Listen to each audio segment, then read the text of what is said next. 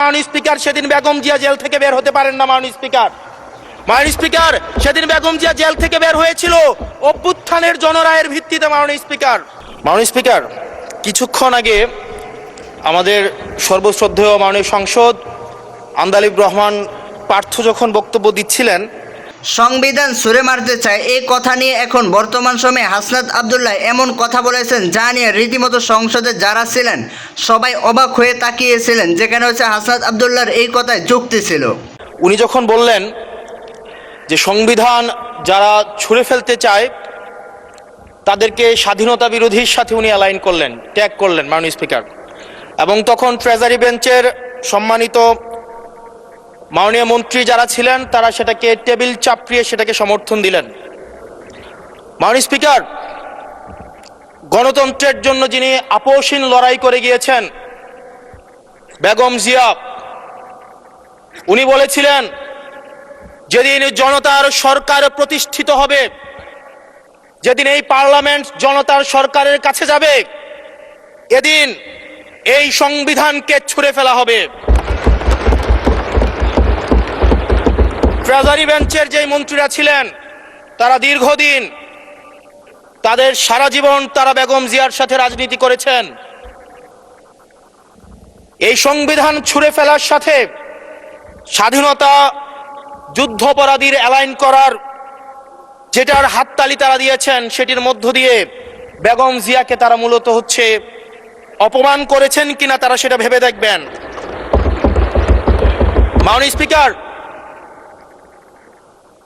আমি বক্তব্য দেওয়ার জন্য অনেক কিছু রেডি করে নিয়ে এসেছিলাম। আমরা আইনমন্ত্রী বলেছেন রুশু পড়ার জন্য, তারপরে হবস পড়ার জন্য, মদিনা সনদ পড়ার জন্য পড়েছিলাম, কিন্তু আন্দালিব রহমান পার্থ সাহেব যে বক্তব্য দিয়েছেন, আমরা ক্লাস 8-9-এ যে ডিবেট করতাম সেটি রিভার্টাল দিলে 20 মিনিট সময় লাগবে। মাননীয় স্পিকার, আমি ওনার বক্তব্যের রিভার্টাল দিচ্ছি। উনি বলেছেন যে আমি কোট করছি, উনি বলেছেন 72-এর সংবিধানের কিছু কিছু বিষয়কে ওনারা সম্মান দিয়েছেন। তার মানে কিছু কিছু বিষয়কে ওনারা সম্মান দেয় নাই। তার মানে এই অভ্যুত্থানের পরে এই সংবিধানের কিছু অংশ ওনারা মেনেছেন, কিছু অংশ ওনারা মানেন নাই। ওনারা কেবল ওই অংশটাই মেনেছেন যে অংশটা ওনাদের পক্ষে গিয়েছে, যে অংশটা ওনাদের বিপক্ষে গিয়েছে এই অংশটা ওনারা মানেন নাই। মাননীয় স্পিকার, এই ধরনের প্রকৃতি সম্পন্ন যারা আছে বাংলাদেশের পার্লামেন্ট যারা দেখছেন তারা সিদ্ধান্ত নেবেন, যারা কখনো কখনো কনফর্মিস্ট, যারা কখনো কখনো রিফর্মিস্ট, তারা মূলত অপরচুনিস্ট। এখন আমি সংবিধানের কিছু কিছু ধারা মানব, কিছু কিছু ধারা মানব না। আমি কখনো কখনো সাংবিধানিক, কখনো কখনো আমি অসাংবিধানিক।